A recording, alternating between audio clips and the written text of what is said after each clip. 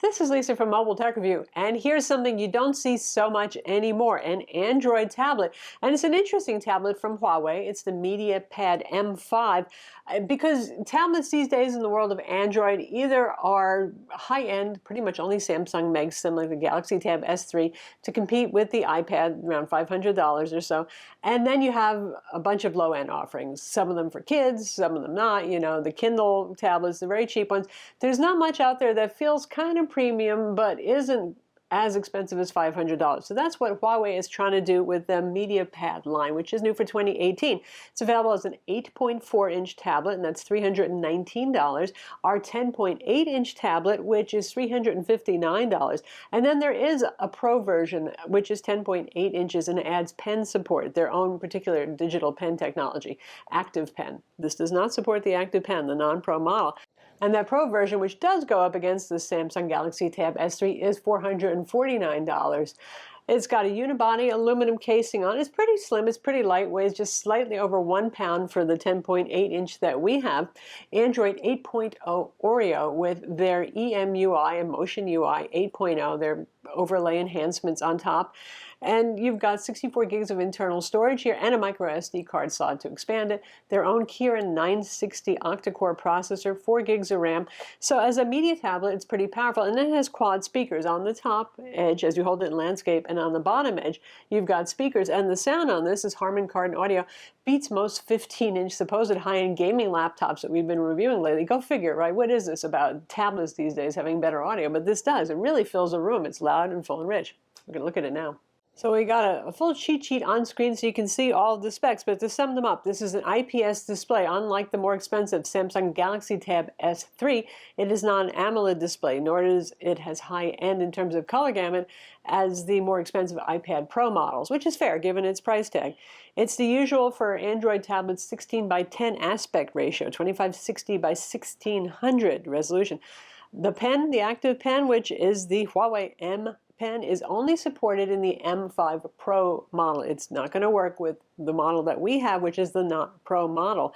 I'm not sure what that pen technology is, to be honest, but it supports 4,096 levels of pressure sensitivity if you do go with the Pro model. Sounds like it's probably pretty decent. Huawei is proud of their ClariView 5.0 display optimization software. It's sort of like what Samsung does and HTC has done. It just looks at the content on screen. If you're watching a video, it's probably going to warm it up and up the contrast a little bit. If you're reading, it's probably going to warm up the screen. If you're looking at photos, it's probably going to have strong colors and more contrast, that sort of thing. It's pretty subtle. I really can't say that it makes a huge difference.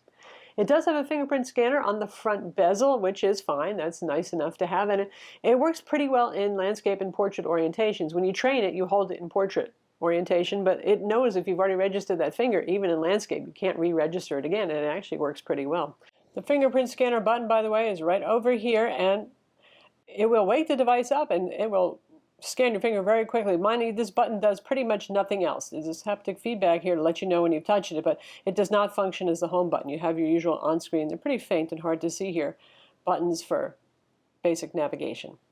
The controls on this, the placement's not so awesome, I hate to say. If you're holding it in portrait mode, which since these are not humongous tablets, you might do, let's say you're reading books or something like that, looking at web pages, and you just might, then the controls are on the bottom edge in portrait mode, unless you use it upside down with the fingerprint scanner up top. Yeah. There's also no headphone jack. This thing has a nice 32-bit audio DAC inside. It's the AK4376 for those of you who are following such things, audio DAC, but it comes with a little dongle adapter, so you can plug it into the USB-C port to adapt it to headphones. For a tablet of this size, you'd think there'd be room for it. I don't know why they're doing that. Too bad. It has dual-band Wi-Fi 802.11 AC and Bluetooth 4.2, and it has a GPS. In the United States, there's currently no 4G LTE model offered. By the way, in the United States, you can get it at Newegg and Amazon. You can still buy Huawei products in the United States, despite the U.S. government's meddling with that lately. Overseas, I believe there is a 4G LTE model that is available. In terms of build quality, it looks, the 2.5D slightly curved on the edge display glass looks quite nice, and it's reflective. Of course, it's glossy and supports touch, but it's not overly mirror-like. And the back, the aluminum, which they call space gray, copying Apple's nomenclature there. It's a very nice looking tablet. It feels good in the hand. If you go with the Pro model, by the way, it's champagne colored instead. It has a pogo pin connector on the bottom. That's a thing to do these days in case you want to get their accessory keyboard, which is also, it's really a keyboard case sort of thing. You could use a Bluetooth keyboard if you wanted as well. So this is where the micro SD card slot is located. It looks like a SIM carrier slot. It is just for a micro SD card slot on our US Wi-Fi only model. And they give you a little pokey tool in the box right here. In terms of benchmark, the Kirin 960 does pretty well. It's an octa-core CPU, so you've got 4 high-powered cores, 4 low-powered cores in it.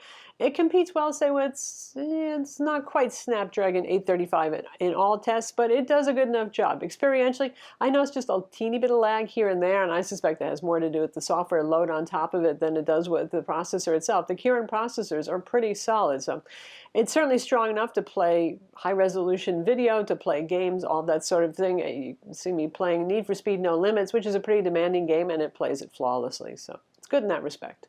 The 8.4-inch model has a 5100 milliamp battery, and the 10.8-inch has a 7500 milliamp battery. Those are high-capacity batteries. With tablets these days, really the concern isn't about battery life. They all have ample batteries, and most of us don't tend to use tablets as heavily throughout a day as we do phones. I don't think there's going to be any way to kill this in a day unless you really are doing something like playing Need for Speed or PUBG for hours on end. The battery life is good. It supports quick charging. It comes with a USB-C based charger in the box, and they claim 2.9-hour charge time to fully charge from empty, the 10.8-inch model. And the 8.4-inch model, since it has a smaller battery, is even quicker, around 2 hours or so. So in terms of the software that's on here, their user interface enhancements aren't too bad anymore. They used to be a little bit overbearing. You can switch to the normal app drawer view with the desktop, which is what I've done here. The apps get a little alphabetical shortcut thing here. So the benchmark programs and the Need for Speed I put on here. The other things they've added, there's not too much junkware on here, though. You've got Amazon Shopping, you've got Booking.com added on. They have their own file manager, a link to their support site right here, Kids Corner, a voice recorder. All in all, it's fine. They have WPS Office preloaded just in case you want to use this for business, and you've got a theming engine, which is pretty basic on it. So not too much that's been done to the user interface. And they tell you about, right here, you can see that on 2.2 is sucking battery life, which it always does, and this is the rest of your controls right here. Fairly normal looking things. Not a lot of heavy-duty customization. Still, Android isn't wildly customized to work on tablets, I have to say. So what you're looking at here is pretty much just a stretched out big screen experience that you'd have on a phone. Camera on this is 13 megapixel on the rear with an f2.2 lens and 8 megapixel on the front, also with an f2.2 lens. It uses phase detection, autofocus for the back, and you've got tap to focus if you want to use that. If you want to get to the settings, you swipe over here. You've got panorama, pro photo mode, which gives you some manual controls, that sort of thing. You can swipe back, and if you swipe this way, you got access to more settings, including your resolution. This can actually shoot 4K video at 30 frames per second. And outdoors, it's not too bad in extremely well-lit environments. Inside, photos and videos look pretty poor. The selfie pictures, not too bad at all. By default, they're using that kind of beauty face thing, so I've been kind of given plastic surgery here, but maybe that's not such a bad thing.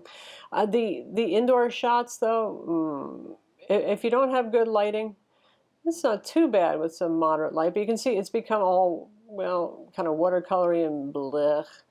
And the videos just get even worse here. The amount of noise and pixelization that we see over here is pretty bad. So stick to good lighting with this, and it's not too bad. If you do want to use this outdoors photography, the IPS display is pretty bright, actually. It's bright enough to see outdoors on a reasonably sunny day.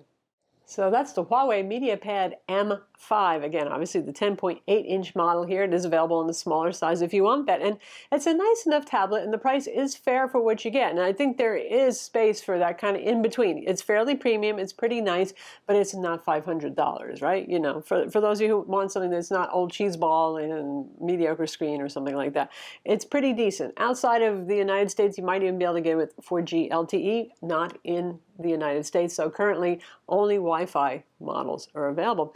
So it's not bad at all. The question is how many people are still looking for Android tablets. You're the better judge of that because you're the ones watching this and thinking about buying it maybe. I'm Lisa from Mobile Tech Review. Be sure to subscribe to our YouTube channel for more cool tech videos, and thumbs up if you like this vid.